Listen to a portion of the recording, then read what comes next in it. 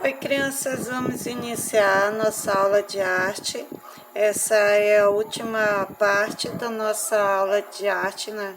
Vamos finalizar também o livro de arte. Aí tem o exercício da semana passada, que você tinha que marcar um X naqueles que não são caricaturas. Então, você marcou o Aster, né? Você marcou também o Vicente, né? Ok? Aí justifique a sua marcação. Então, a justificação é que os desenhos de Albert e Vicente, eles não são caricaturas, porque não apresentam aumento nem diminuição da proporção do modo proposital, ok? Aí a aula de hoje é a arte e suas dimensões. Aí você vai observando os desenhos, esses efeitos do artista renascentista, certo? De Michelangelo. E isso foi de 1475 1565. Olha só o desenho do Michelangelo. Esse aí, ó, certo? Estudo para a Cibele, da Líbia, em um pequeno esboço para uma figura sentada de Michelangelo. Ele foi feito de giz e carvão vegetal sobre o papel com 29,9 centímetros por 21,4 centímetros em 1510. Qual foi o recurso utilizado pelo esse artista para o desenho do papel que pretende volume? O que você acha? Olha, o artista ele utilizou traços, sombras que criaram uma ilusão de volume em seus desenhos. A arte ela pode ser bidimensional ou tridimensional. A arte bidimensional, ela apresenta duas dimensões, altura e largura. Na imagem acima, nós temos um desenho feito sobre o papel em uma superfície plana. Esse é um exemplo de arte bidimensional. Os objetos que vemos à nossa volta, por sua vez, eles são tridimensionais. Por isso, quando um artista deseja criar uma imagem bidimensional que pareça ter volume, ele utiliza traços, sombras, criando assim uma ilusão de tridimensionalidade em seus desenhos. A arte bidimensional ela é produzida sobre o suporte bidimensionais. O mais comum desse suporte é o papel, mas há diversos outros suportes bidimensionais que podem ser utilizados para a produção de imagem, como a superfície plana de um muro, de uma madeira, de uma tela. Olha isso aí, ó, bidimensional. Ela tem a altura, que é o Y, e o X, que é a largura. Então, a imagem bidimensional, ela só tem altura e largura. Ela não tem a sombra, ela não tem nem nada para demonstrar que seja tridimensional. Então, ela só é bi. Já as dimensões da altura, largura e profundidade, elas são presentes na arte tridimensional. Ela possibilita que o próprio espaço seja trabalhado. Ó. Ela já tem 3 letrinhas, Y a altura, X a largura e Z a profundidade.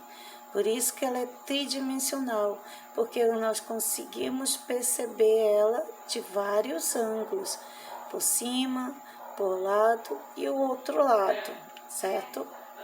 Aí, ó, o artista plástico brasileiro, o Hélio, ele criou o espaço de interação artística em que o público pode entrar na própria obra. Observe essa imagem aí. Isso é uma obra onde que o público vai entrar nessa obra aí, ó. É importante ter em mente que Expectativa é um conjunto de regras matemáticas em que é aplicada ao desenho e à pintura, possibilitam a produção sobre qualquer superfície bidimensional de imagens semelhante aos objetos tridimensionais, por ser bidimensional, a altura e a largura. O artista ele utiliza recursos visuais que preenchem a forma e cria o volume, como pontos, linha, luz, sombra, cores e etc. Na escultura, o volume é real, pois ela é tridimensional, ou seja, possui altura, largura, profundidade. Nesse sentido, o volume seria o espaço, ocupa por um corpo tridimensional, interna e externamente. O Hélio, ele desenvolveu ao longo de sua trajetória novas maneiras de observar e contemplar a obra de arte, por propor uma aparência sensorial que envolvia tanto olfato, visão, paladar e audição. Sua produção é experimental e de caráter inovador nas artes plásticas, pois incita a participação ativa do público em obra que envolve a visualidade e as elaborações teóricas flexíveis. Então, o que dá para a gente, pessoal, que nós podemos perceber, perceba que a arte tridimensional, justamente por 3 dimensões, ela permite ao artista explorar o próprio espaço. Exemplos disso são as esculturas e a arquitetura. No caso da obra retratada acima, vemos que ela se retrata de uma construção ao ar livre. Esse tipo de arte é chamada de instalação. Em uma instalação, os ambientes são ampliados e transformados em cenário do tamanho de uma sala. Ela propõe ao público que caminhe em seu interior, convertendo a obra em um espaço permanência e de convívio. A obra acima ela pertence a uma série de estudos do artista sobre a ocupação do espaço pela cor chamada penetráveis.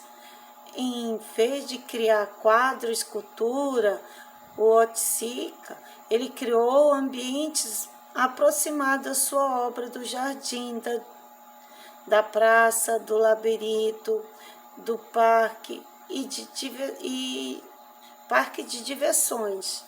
Uma curiosidade é que essa obra ela foi montada depois da morte de Otsika, com base nas anotações das plantas, desenho, diagramas, maquete, amostra do artista. Então, quando ele estava vivo, ele não conseguiu fazer, mas após a morte, as pessoas conseguiram fazer conforme o que ele tinha deixado anotado.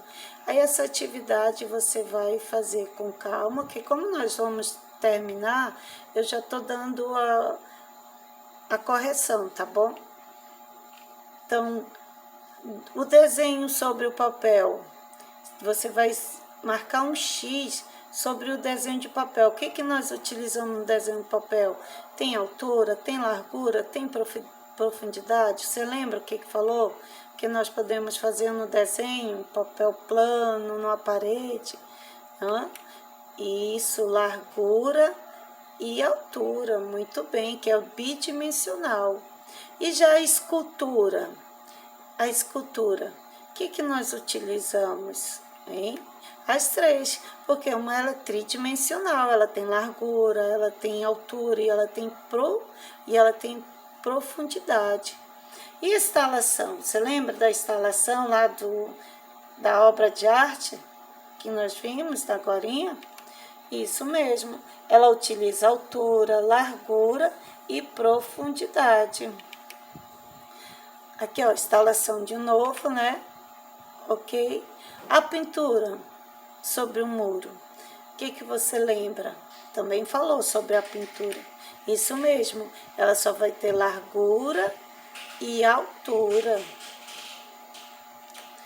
Planos e ângulos. Existem dois elementos básicos na composição de imagens, o plano e o ângulo. Esse tema é discutido desde a antiguidade, entretanto, a fotografia no cinema, esses elementos tornam-se essenciais. O plano corresponde à decisão que deverá ser mostrado na imagem. Os planos podem ser classificados de acordo com a profundidade dos objetos. Você vai ver a fotografia, ó. Plano geral tira a imagem, ó, do corpo todo, aparecendo até a mesa. Plano meridiano, ó, plano americano, do joelho para cima. E o plano médio, da cintura para o rosto, da cintura para cima. E o primeiro plano, só o rosto. Tá? Então, isso são técnicas que a pessoa tem para tirar fotos, fotografia. Então, quando você for fazer uma pose, você pode falar, olha, tira um plano geral meu, tira um plano americano, tira um plano médio, tira um primeiro plano, tá? Essas são as técnicas que eles usam. Aqui, ó, observe as imagens abaixo e anote quais são os planos de cada uma dessa. Então, o que você, do menino, ó, lembra daqui? Ele tá o corpo todo, hã? Plano geral, isso mesmo, plano geral. E a criança, primeiro plano, né? Além do plano, outros elementos essenciais na fotografia é o ângulo. Você sabe o que se trata, né? Ângulo é altura, é posição da câmera em relação ao objeto que se está fotografando. Então, quando alguém for falar sobre o ângulo, ó, fica ali, ó. Eu vou tirar uma foto no mergulho. Quer dizer, esse é o ângulo aqui embaixo. Você fica aqui embaixo. Disse assim, olha, mergulha ali, mergulha ali. Não é para entrar de cabeça no chão, tá? É só para ficar lá embaixo, enquanto a pessoa vai tirar foto. Você tá vendo, ó? A pessoa tira foto aqui, a pessoa aqui no mergulho, tá? E aqui, ó, contra-mergulho. Aí alguém diz, olha, faz o contra-mergulho. Aí você fica, oh, como assim? Vou mergulhar e não mergulhar? Não entendi. É que você vai mudar de lugar, ó. Agora, a pessoa que está tirando foto sobe e quem está com o celular fica embaixo e tira dela, ok? É o contra-mergulho, que é em cima, tá? Mergulho embaixo, contra-mergulho em cima. Frontal, quando diz, olha, tira uma foto frontal, só daqui, ó, diz, tá do umbigo para cima. Aqui é do peito, onde sim, do peito para cima. E aqui, ó, zenital, é a pessoa deitada, ó, zenital, do umbigo para cima, ó. Agora faz uma pose, tira uma foto aqui na zenital, no ângulo zenital. Você tem que deitar para poder tirar a foto, esses ângulos. Aí, atividade. Observe as imagens, escreva nas linhas os nomes, tá bom? Então, essa primeira imagem, ela é o quê? Ela é um mergulho, ó, de cima para baixo. E do filhote do cachorrinho? Ele é frontal. Frontal, bem de frente. Ângulos e distorções. A distorção também pode ser trabalhada com movimentação do ângulo em que a imagem é produzida. O artista italiano Érico, por exemplo, ele explora em seus trabalhos os mais diversos ângulos para criar pinturas distorcidas e cômicas. Os ângulos também eles são explorados na foto de Louis Black em suas posições fotográficas. Ele explora os gestos do corpo de tal forma que as mãos e os pés parecem geralmente grandes. Olha só como está as mãos, tá? As mãos grandes, ó. Olha como ficou. Parece uma caricatura, não é verdade? O que ele faz.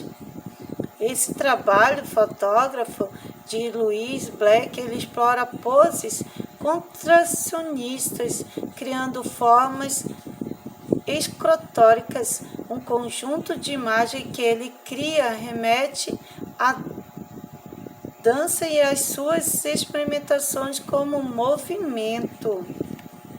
Olha só como ele fez aqui. Esse aqui, ó. Ele vai tirar foto como se fosse no movimento do dançarino. Tá? A cabeça do dançarino tá bem abaixo. Aí fica essa imagem. Aqui nós temos Conhecendo o Artista. O Ron é um escultor australiano, nascido em família de fabricante de brinquedo. Ele iniciou sua carreira como fabricante de boneco para publicidade. Nos Estados Unidos, ele trabalhou com efeitos especiais para espécies infantis.